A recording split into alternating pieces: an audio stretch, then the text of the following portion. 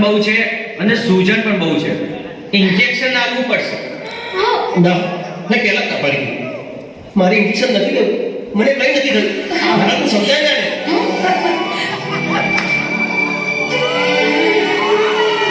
પણ અચાનક અરે અચાનક એટલે તારના ભૂખો પડતેલા મને માથું બહુ દુખે છે અને મને શરીર આખું દુખે છે. મને મારવાનું નહીં કે મને મારવાનું નહીં. મને વિચાર આવે કે રાત કરે હું અહીંયા હોઉં અને એકદમ પણ મારે છે. મને